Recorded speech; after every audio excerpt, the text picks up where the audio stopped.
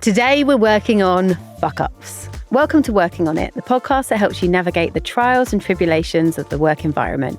I'm Lauren Spearman, brand consultant and advocate for care and transparency at work. And I'm Molly Johnson-Jones, CEO and co-founder of Flexa. Lauren and I are here to provide you with practical advice, insightful discussions, and expert guidance on how to thrive in your career. In this episode, we're diving into a topic that everyone experiences but few want to admit to: workplace mistakes. We'll explore why they affect us so deeply, how to recover from them, and most importantly, how to grow from them. Would you class as a mistake? Good question. I think mistakes at work are important to distinguish from not knowing what to do and learning. Amen. I think a mistake is exactly as we said at the beginning. It's a fuck up. Like, it's something that has happened that shouldn't have happened. And arguably, there should have been something in your process, whether it was checking with somebody else, whether it was knowing better, whether it was trying to gather more information. But the result of not doing any or all of those things resulted in you fucking up. And I think that a mistake is different from failure, because a mistake is something where they could have been prevented, whereas failure is like you still thought the process was great, it just didn't succeed. You failed after a while. And I think it's really important to clarify that, like, mistakes on their own are not the end of the world, unless you've done something absolutely catastrophic that you didn't mean to. I think we're also probably talking about an office environment. I think the reality is some people do have jobs where, you know, if they make mistakes, there is a bigger penalty than maybe just getting a bit of a rolling eye from your boss or something like that. Exactly. We're not neurosurgeons in the office, but I think a singular mistake often is perfectly solvable and you forget about it after a few months. But I think the big problem with making mistakes at work starts to come when people make the same mistake or similar mistakes over and over again, because that starts to reveal itself as a sign of incompetence. Or they try and cover it up. Yes. And often then it starts to unravel and the mistake has become significantly worse over time. Okay, let's get this out in the open. Let's start the episode with: what is the biggest mistake you've made at work? Okay, let's rip the plaster off. I was managing Pay Social for a project, and it's weirdly one of my proudest bits of work, because we were using AI, this was like 8-9 years ago, to come up with new creative ad formats, and it was really exciting, but I didn't put a cap on the spend. So we had a portion of money allocated for the year. I spent 90% of that within a month. And the worst bit is, like, when it was all happening, it was going so well, and you know, we were doing the job that we were meant to do, but we just did it way too quickly and just burnt through the money. And I was very fortunate that I had an amazing boss at the time who didn't come in on me. You know, we you know, accidents do happen, but she was like, right, we need to learn from this. Like, why didn't you think to do that? I didn't feel like I was getting a bollocking, but it was clear that I had made a mistake, rather than just like, oh, it's fine, because it wasn't fine. You know, there was implications of actually we were either going to carry it on for the year, we'd had to find budget from somewhere else, or we were going to have to stop. So that's the most exposing. But I actually, as part of my prep work for this episode, I actually messaged that boss and said, ha, do you remember when I did that? But can you share some others? Yeah. So let's see what they said. She shared them about you? Yep. Right. It's very revealing. It's like exposure therapy. I messaged her about the one that we've just discussed. So I said, look, obviously I'm not perfect, and there's definitely things. I realised that there were elements that I was emotionally quite junior, like my emotional intelligence wasn't where it is today. And there were things where I'd probably react in a way that weren't necessarily a mistake, but were just a bit immature. So I kind of clocked that. And she just said, I can't really think of any fuck-ups beyond the thing that I've just told you. You were always pretty good at making sure stuff was done, listening to briefs properly and communicating. But there are two things that come to mind. She said the first was when I made the suggestion that you and someone else on the team should swap some of your responsibilities around. You went into panic mode, but you ended up loving the new tasks and you were good at them. So that was, I guess, my mistake was my reaction of, as soon as it was suggested that some of my responsibilities were going to change and I was going to swap with someone else, I took it as that my boss thinks someone else can do it better. And I just panicked. So it was an emotional mistake rather than something else. Your handling was a mistake rather than necessarily fucking up. Yeah. Oh, I don't know if I want to share this one. Oh, it's pretty bad. I brought my personal life into work is the mistake. I had been on a few dates with a celebrity. Right. And I'd found out he had a bit of a wandering eye, and I wasn't the only person that he was dating. And I kind of called him out as his behaviour, and he was like, because he was famous, he was like, if you say anything, I will get my lawyers onto you. Right.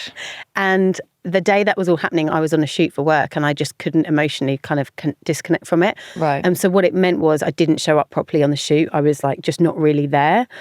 And my mistake was just not being able to compartmentalise it and go, just deal with that separately. And the irony is, when I show up online sometimes as like an unmarried woman, the commentary is like, well, if you hadn't put so much effort into your career, you know, you could have met someone by now. And actually, I'm like, rubbish. if I had put more into my career, I wouldn't have wasted time and energy onto that. But yeah, so a lot of my mistakes are like being emotionally immature, and I think that has absolutely come with experience. It's come with age, and also it has come with something of I have learned how to handle my emotions a little bit more. I think I sometimes I'm a very emotional person in that I care a lot, and sometimes I don't think that has served me well. I think that's actually a really good take on a mistake, because I don't think people reflect on things like that. They'll be like, oh, a mistake was CCing in the wrong person, or sending the wrong thing, or spending 90% of the budget in a month. Whereas actually, a lot of the most impactful mistakes you can make are in the handling of situations. And although it's less discreet and it's less one point in time, they probably are the ones you need to learn from the most. And it's embarrassing to admit that it's because they're not just, oh, I forgot to add a zero onto something. It's like, yeah, that's my own emotional immaturity. But this is a sign of what an amazing boss I had. We all have like training and development budgets. I went on an emotional intelligence course, and it was the best training or best course I have ever been on. And the impact that I think that has had on my career about how I behave, how I treat other people.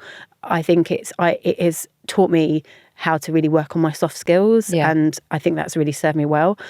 So even though it's like embarrassing and not great, I think I've learned so much from that, and I take a real positive in that. I think having feedback on things like soft skills, or on things like the way that you handled that, or the way that you're coming across, and being given that feedback by a manager or by a boss actually shows that they really care about your development, because it's obvious that could hold you back, but they want to address it and they want to help you grow from that. I think that's why you shouldn't be afraid to make mistakes. Now, I absolutely realise that some people don't feel maybe safe enough to tell their boss. Yeah, there are definitely work environments that aren't safe to do that. You know, I appreciate that, but I think any good manager will go, if you tell me, we can work on it together and we can come to a solution. I think it's the hiding it. One, it brings shame to you, and two, it can often at times make things worse because it's not being resolved. Yeah, it can spiral and say, something was missed or something was handled badly and like just swept under the rug. It spirals and gets a lot worse. And I've said that whenever I've managed people, it's like, if you just tell me, we can work on it. If you don't tell me, then you're going to be sitting on it. It's probably going to get worse in your head, and then we're not going to be able to fix what it was in the first place. But then that's such an important kind of environment to create, that space for people to feel like they can come to you as a manager and say, oh, I made this mistake, and then you can deal with it together. Yeah. I think there are a lot of companies and a lot of bosses that exist that their initial reaction when somebody makes a mistake, even if it's tiny, is to shout or get annoyed or immediately blame that person and be like, this is your thing to deal with. If someone's put in that situation, they're much more likely to want to try and cover it up and just run away from the problem. And so I think companies and managers need to be very conscious of the kind of culture that they create when it comes to making mistakes. I agree to a point. However, I did have a boss once who did make me a little bit scared. And whenever I was given like autonomy to make a decision about a project, it was always like, but that's on you. And if it goes tits up, you take the responsibility. Yeah. But I think I was often so confident in what I was doing that I felt like it was the right thing. And I was happy to take the slack if it had gone wrong. Yeah. So there was a little bit of fear, but I actually think that drove me. But I also think would I want that again? No. But it wasn't the worst thing. But I guess there's a difference, right, between creating an environment that makes people feel safe admitting when they've made a mistake. Yeah. And then that removing people's feeling of responsibility and accountability. That's one extreme. But it feels like there's a versus making it feel like if a mistake happens, it's the end of the world. So then people really feel massive responsibility and accountability. Yes. I feel like the middle ground there is the best option of like, you can say you've made a mistake, you can work on it together, but there is still emphasis on the fact that everybody is responsible and accountable for their own work, and that they can't just go, oh, whatever. And just because you've told your boss about it doesn't mean you put it onto them to deal with or to sort out. Exactly. I think the accountability is a really good point. I don't want to get too carried away in this conversation with it without you admitting to a mistake you may have made. I've just thought of my worst one, and it's a really big mistake. I was about 24. I remember going into this role, and one of the opportunities was a lot of like media appearance. But the company that I was at, it was more like small news segments or like local news stuff. They'd never had an opportunity to go on like BBC World, which is watched by like 300 million people live. So I was in the gym one morning getting changed, and I got an email through from BBC World being like, can you come on and talk about Amazon acquiring Whole Foods? And I was like, oh my God, emailed my boss. I was like, what do I do? He was like, go for it. You know what you're talking about. I was age 24. I'd never been on live TV. And the guy was lovely, the interviewer, and it's like full like sofa, like for like 10 minutes. And the one thing that I was told by the BBC was, do not swear. Oh, I'd be fucked on live TV. And over time, you know, when you're like settling into it, you're less nervous. About halfway through, there's like a little like segment that comes in. The person's like, you're doing really, really well. By the way, this is being watched by 110 million people. And I was like, oh my God, you shouldn't have told me that. I then go through and I say that a strategy was shit. It wasn't the worst swear word I could have chosen, but I was like, fuck. It's the first time on BBC. I'm like 24. They know I don't know what I'm doing. And everybody at work was like watching. Did you have that moment where the newsreader has to go, oh, sorry for that. Sorry for any... I don't think, because I kind of just said it like, so as if it was completely normal. I don't think he even noticed. So afterwards I go off, everything's fine. And the people on behind the scenes, the producers were like, please don't swear again. Like, it was okay because you didn't choose the worst swear word in the world. It's like, I didn't say cunt. I mean, it's not how you describe the strategy anyway. You're fine. It's serving cunt. But I was still absolutely mortified, and I was convinced that I was like going to be on some kind of blacklist from the BBC. Luckily, I got another opportunity about 2 weeks later, and like all was fine. But the feeling of just like sinking when you realise that you've sworn in front of 110 million people on the BBC. I was so mortified that I never did it again. One of the biggest skills that you can have in an employee is the ability to make a mistake and then learn quickly from it and not repeat that, and to embrace making mistakes as an opportunity to grow and to learn, because I think it's just as valuable, sometimes more useful actually, to make a mistake and learn quickly from it rather than be afraid of making mistakes and always be very cautious and try not to make them all the time. Absolutely, I totally agree. Because if you go into it with this notion that you're never going to make a mistake, you put so much pressure on yourself. Yeah. And it's also impossible to go through life, whether at work or at home, and never make mistakes. It's just this ridiculous pressure that you're putting on yourself. And you won't develop as fast because you won't feel like you can ever take risks. And really, it's in taking risks that you will grow the fastest. Yeah, completely. So then also to back up that theory, there's an interesting stat where, according to the Journal of Business Ethics, organisations that encourage open discussion of mistakes, like we were talking about, making sure you can go to your manager, don't cover it up, they see a 25% improvement in overall performance. And I'm not surprised by that because it's an opportunity to learn, move on, grow. Yeah. I guess that's psychological safety, right? Yeah. I was talking to, this isn't quite the same, but I was at an event this week and I was talking about how when you have quite creative roles where you're having to come up with ideas all the time, almost mistakes are a blessing, because when you're coming up with bad things or you've messed up on something, that can give you inspiration to do something else. So creating that space where it's okay to discuss something that hasn't worked or to come up with a bad idea. I think it's very easy for us to talk about making mistakes quite so candidly because we both further on in our careers, right? We know what we're good at. We know that we are good at our jobs. We know that we add a lot of value. I think for people earlier on in their careers, it's very hard to embrace mistakes as easily. Like it kind of feels like it's calling into question your own abilities. And so I think it could be useful for us to share a couple of strategies around like when you are earlier on in your career, how do you own making a mistake?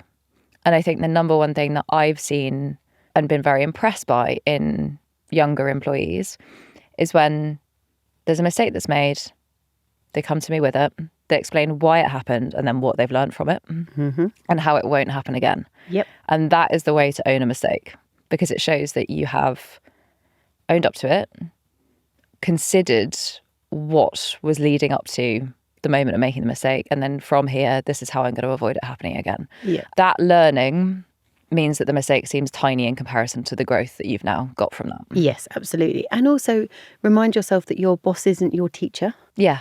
I think, not being afraid to say, actually, this has happened and it won't happen again. This is what I'm going to do. Interestingly, whenever I've managed teams in the past and we have to do like monthly reporting, one of the slides at the end of the report was always, what are our learnings? And that's not necessarily, and sometimes it has come from mistakes of like, we tried that and that just didn't work. And that doesn't mean that we don't do it ever again. It's like, how can we adapt it? Whatever I do, I kind of always adopt like a 10% like test and learn. There's always creating opportunity to make mistakes because like we've spoken about before, they're where you learn the most and you can go on to bigger and better things. Exactly that. Okay, so one thing I think stops people from doing things is the fear of making a mistake. Yeah. And I've definitely learned this early in my career is it's the paralysis, like the fear stops you from doing something. This is something I learned years ago is like, what is the situation?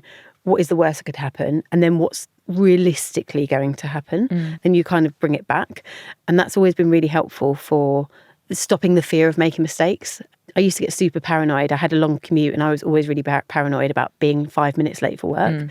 And I would catastrophize and go, oh, that's it. If I'm late, I'm going to get sacked. And it's like, what's the reality of that? It's like, the reality is someone will say, oh, your train's late, fine. If that keeps happening, then I might get pulled into a room. Yeah. Because I haven't course corrected and gone, oh, actually, what I've noticed is I'm consistently 10 minutes late, so I'm going to, leave earlier. And I think the reality check thing is a very valid point. Like we were talking before the episode on like, we're sending emails, not saving lives. Although that's quite a flippant way of looking at it in many ways, I think it's important to acknowledge that the impact of a mistake is very, very rarely catastrophic.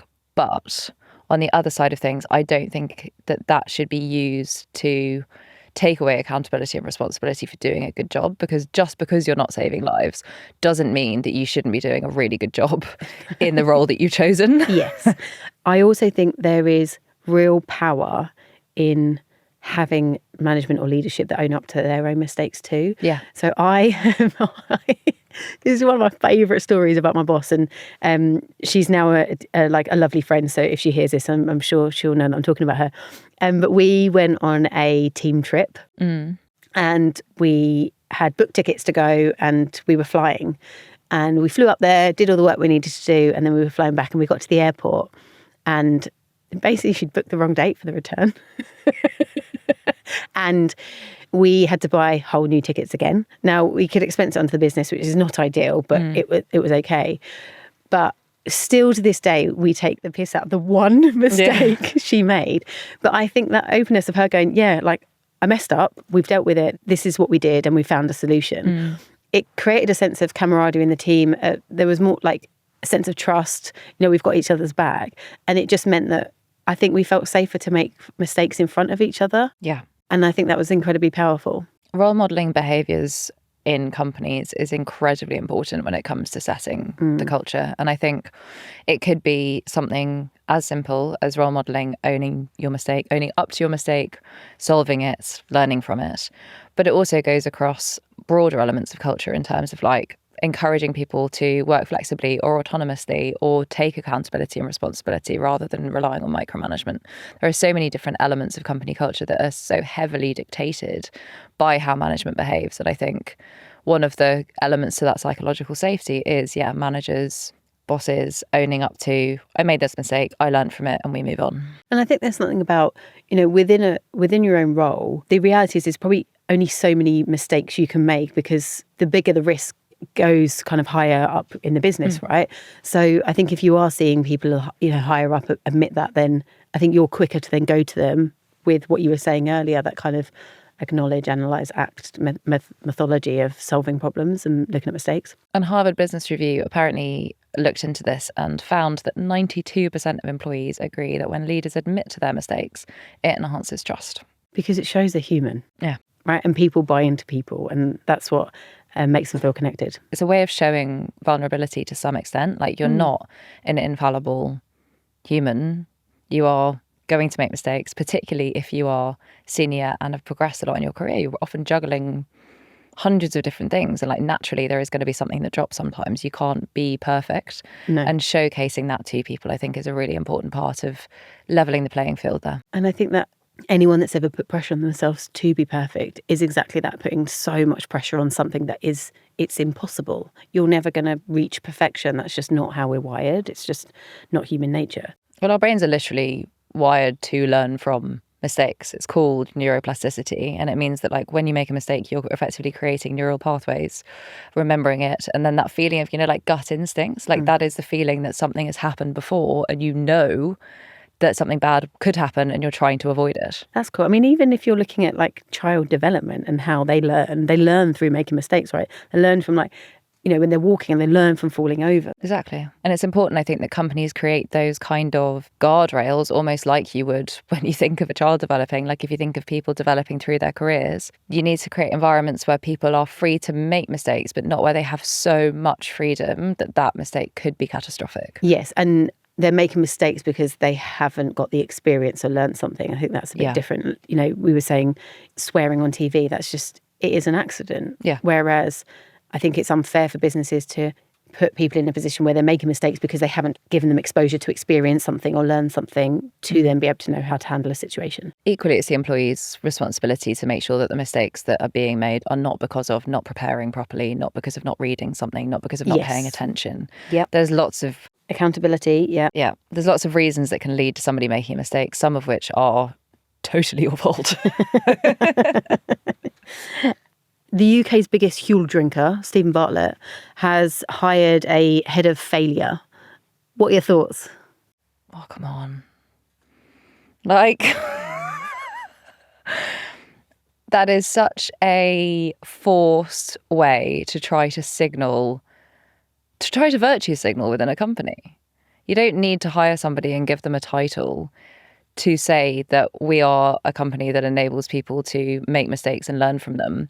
If anything, that would be a red flag to me. Like, why do you need to hire somebody to make sure that happens? Is that not happening naturally? But also, I think any job like that, so like head of innovation or whatever, any of those kind of roles, they put the pressure on that person to be that person in the business, whereas everyone can be that. Exactly that. That's what I mean. It's like it's trying to virtue signal with just one person. One person is in charge of that, which means that then nobody else feels like they have to embody or embrace those kind of characteristics. Yeah. It's like somebody that's like a chief vision officer. Like, what are they doing?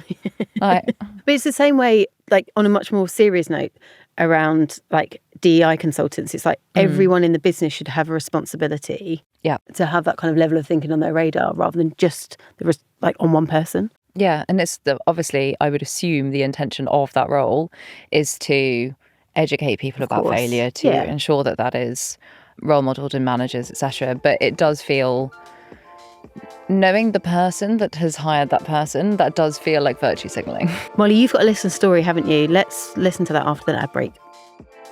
Molly, you know what drives me crazy about marketing agencies? They want to take everything off your plate completely. Oh my God. And then you're stuck paying huge monthly retainers plus markups on your ad spend, getting reports full of stats that really don't mean anything for your business. That's why I'm excited about House of Performance.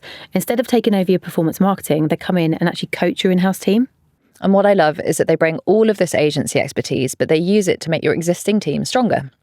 So you get insights from different industries, real practical support, and your team actually grows their skills instead of just outsourcing everything. Plus, when you invest in your team like this, they're way more likely to stick around because they feel like they're developing. If you want to get more out of your marketing without the huge agency fees, then head to houseofperformance.co.uk and mention working on it for a free strategy session with their team. We've got an exciting listener story this week because it's actually come from one of our producers. Oh God. I won't say which one. But we can look across the room, work out which one. I used to work at a bank and played in the five-a-side football team. Now, to confirm, the bank is a very large multinational bank. The team played at lunchtimes, and after the match, we all queued up for showers. When I came out of the shower, I packed away all of my stuff and went back up to my desk. 20 minutes later, a lady came over to me and said, "I think you've picked up someone else's clothes." I'd actually picked up the UK MD's clothes, and he'd had to wait naked until someone came in and saved him. What the actual fuck? Hang on. How did this even happen? Was it the same, the trousers, shirt, gilet combination? And they're all the same? No one wear clothes these days. Also, you know, we were talking in a previous episode about like networking up. I mean, the way to make steal their clothes. That's one way to get someone to talk to you. Actually, speaking of investment banking and making mistakes, like I feel like there's such a hierarchy in investment banking. Oh, really? That making mistakes is like genuinely terrifying because it really feels like, you know, the next level up's so much more important than you are than the person at the top because they're earning so much money and they've got so much power that I do think there is that feeling of fear within that. And that is what keeps people working really hard. It works in some ways. But I remember I'd started my graduate scheme in investment banking and it was full of the classic types of like, you know, the really overconfident young men that come out of like MBAs and finance degrees. And it was like 90% that and then a smattering of women. And one of the guys that I was on the graduate scheme with was one of the like work the room networkers. And we were at this networking event with some of the like MDs within the area that we were in. I was in the same like circle with him. This is actually a networking collab fuck up story. And he was talking to this guy and he kept calling him Pete. And I didn't think his name was Pete. Oh, no. I was like, I'm sure his name's not Pete. I thought his name was David. And for a while I was just watching and every time he called the guy Pete, was it like a little Pete wince? Looked very confused and a bit of a wince. And the guy then had to correct him and he was like, by the way, like it's fine. I think you must think I'm somebody else, so you got my name. He's very nice about it. It's like, I'm David. The guy did it again. Oh. I just think he wasn't listening and he was just like fully trying to ingratiate himself with this guy. But that's an example of a really easy to avoid mistake. And then that gave me a full fear of using people's names when I didn't know them. I mean, yeah, I always panic. I'm like, I just would so much prefer if someone just introduced themselves rather than what if I get it wrong. I agree with that. But I also think one of the most common mistakes at work surely has to be spelling people's names wrong in emails. Yes. Even this week, I got called Laura twice in email, 2 different people. As soon as you own it and like make a joke or just go, oh God, I'm sorry or whatever, fine. It's the not acknowledging. Not acknowledging at all. Is not good. No. And it's like the number of people that will spell my name with an IE. And I'm like, it's literally written there. You had to type it out. But that must be a really common mistake. And you do have to own that kind of thing. Because I think sometimes it can be quite offensive. Yeah. Especially if someone's doing that consistently. Yeah. Autocorrect can, change your names. But when it's, when you just, there's no care been taken in, that's frustrating. Right, we got a little fun segment. Okay, so there are 10, but they apologise for everything, even when it's not their mistake. 7. There are 10, but they apologise for nothing, even when it is their mistake. Oh, 0. That's just the most, frustrating, infuriating thing. When they cover it up and then and also act like you're dumb enough not to notice as well. I know. Even Gruff's getting pissed off. Yeah. For anyone that's just hearing on audio, we've got a lovely dog in the studio today. And he is making some noises. He's very handsome. There are 10, but they blame somebody else every time something goes wrong. Oh, 2. Yeah. That's just incredibly immature and not a team player. There are 10, but they CC in or forward emails to your boss whenever you make a mistake. That is the most passive-aggressive move. It's so pathetic. I love CCing in someone's boss when they're not doing their job properly, though. It's one of my favourite things to do. Or Or the addition to that is as previously discussed, and then bringing something back in. So petty. There is. It's frustrating when someone does it, but it's also very satisfying to do it. But you just don't want to become that person. But okay, last one. Okay. There are 10, but they keep making the same mistake over and over again. 3. I don't want to knock them down completely, because there is room to grow. If you're not learning from it. Surely that's just incompetence at that point. That's not. Oh, wow. That was a lot more of a brutal delivery than I was going to offer up. Molly pulling no punches there. On that note, I think we should wrap up for this week. What are our takeaways? If you make the same mistake more than once, you're incompetent. Mistakes are part of everyday life. We're human. It happens. I think the best way is to acknowledge it, analyze it, what could you have done better, and then act on it and learn from next time. And for companies, I think it's super important to build a culture where it's okay to make mistakes, but to really encourage introspection and learning from that in a way to enhance performance. Absolutely. So next time we'll be exploring a topic that we've already touched on briefly today, emotional intelligence. Oh, I love this. Talking about soft skills. Nice. Yeah. Okay. Thank you for joining us this week. Really enjoyed this episode. I really enjoyed having to record the intro about 4 times because I was making this mistake so many times. So yeah. It shows that making mistakes happens all the time, and it's fun. something to lean into, not run away from.